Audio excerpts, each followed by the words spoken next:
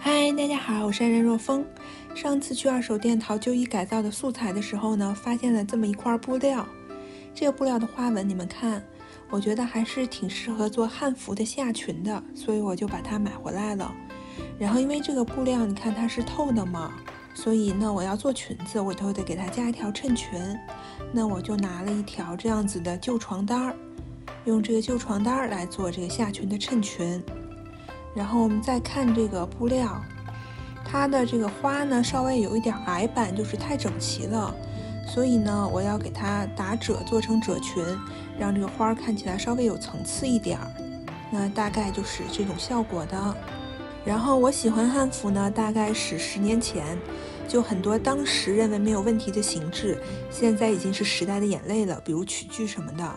所以这次做裙子呢，我尽量去做汉服，但是很可能做出来它也不会是完全准确的。我打算以这条，这是几年前我从兰若亭那家店买的一条汉服的下裙，以这条裙子为参考来做我这条裙子的版型。然后虽然我手上有这个现成的参考，但是因为我用的布料呢，一个是二手的布料，一个是旧床单，那可能会限制我没有办法完全做出这个裙子的版型。但是没有关系，今天我就不追求形制上100%的准确，更多的是来做一条漂亮的可以搭汉服上衣穿的下裙。我看了一下我用作参考的那条裙子的版型，那它是这样的，裙子的主体呢是2个长方形，在正中间的地方呢有一条缝线把它们缝在一起，然后裙子上呢打褶，这部分是外部和里部都要。然后是裙腰，裙腰也是一个长方形，然后正中间给它折在一起，然后就是2条长的带子。那所有要用的板就是这些。然后我知道，如果对于裙子形制非常讲究的话，这个2片布中间这个中缝是一定要有的。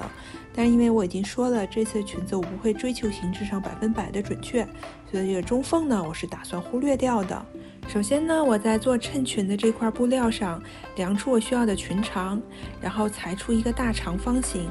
那这个地方要裁直线呢，我有一个秘诀，一起来看一下。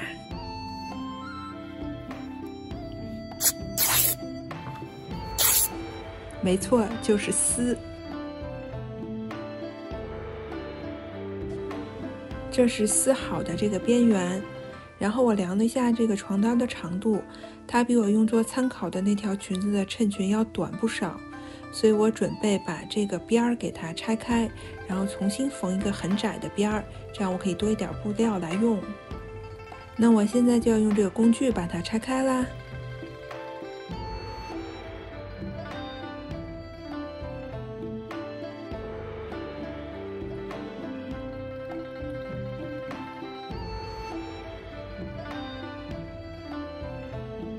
拆开以后我就多了这么一截布料可以用，然后现在我把它这个很窄的边再给它窝回去一次缝起来，那么这头的毛边也就缝在里头了。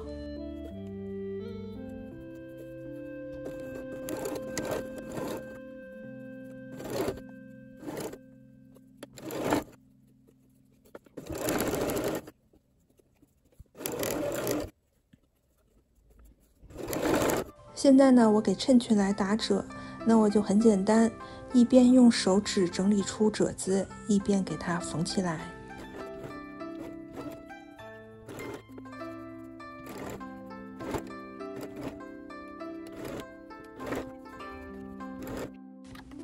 现在呢，用同样的方法给外部打褶，因为这个外部的布料呢我有很长，所以我可以把褶子打得很深，那这样做出来的裙子呢，裙摆很大，会很好看。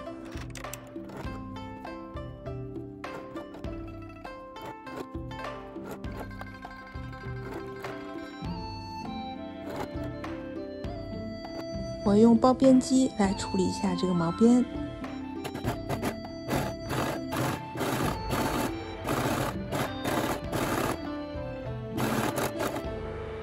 这2块布呢，是我上次做新月纱吊带裙剩下的布料。这个布料正面我嫌它太亮了，但是布料的反面我觉得正好用来做裙腰。我剩下的这2块布呢，单个的长度都不够做裙腰，那我要把它们裁出2个同样宽的布条，然后从头上把它们缝在一起。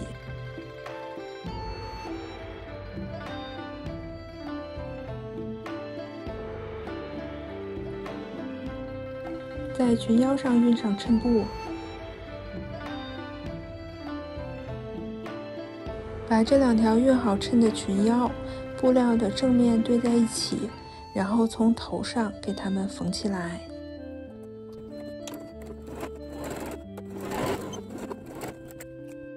这些地方缝在一起以后呢，那现在我们把裙腰2边的毛边朝中间折，然后再整体对折一次，这样子给它熨平。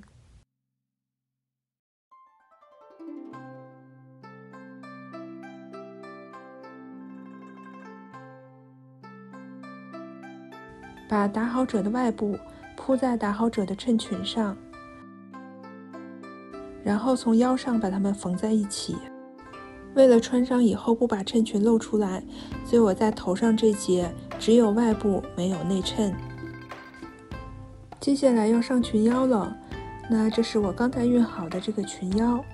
这个裙腰上来的效果呢，应该是把裙子顶上这个毛边都给它夹在中间。具体缝的方法呢，是要先把裙腰展开，把裙腰布料的正面和裙子布料的正面对在一起，然后沿着之前熨烫的这个线给它们缝起来。缝的时候呢，要在头上留出来这么一截。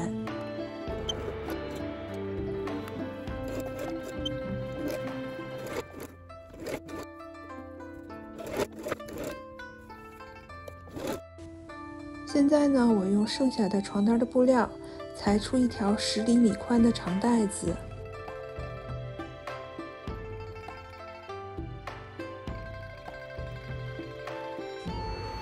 我把这个长带子对折，然后沿着我的折痕给它裁成相等的2条。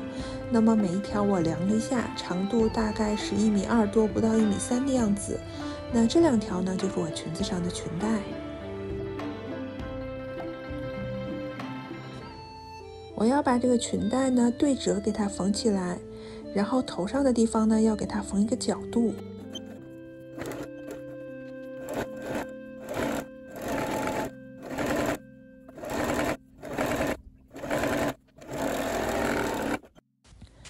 缝好以后，我先用花边剪把多余的布料给它剪掉，在转角的地方油漆要尽量贴近缝线。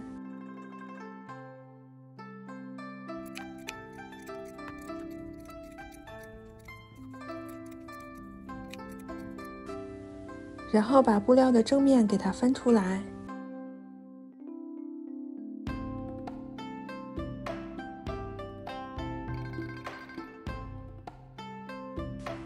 另一条也是一样，把裙带熨平整。现在呢，就要把裙带缝在裙腰上了。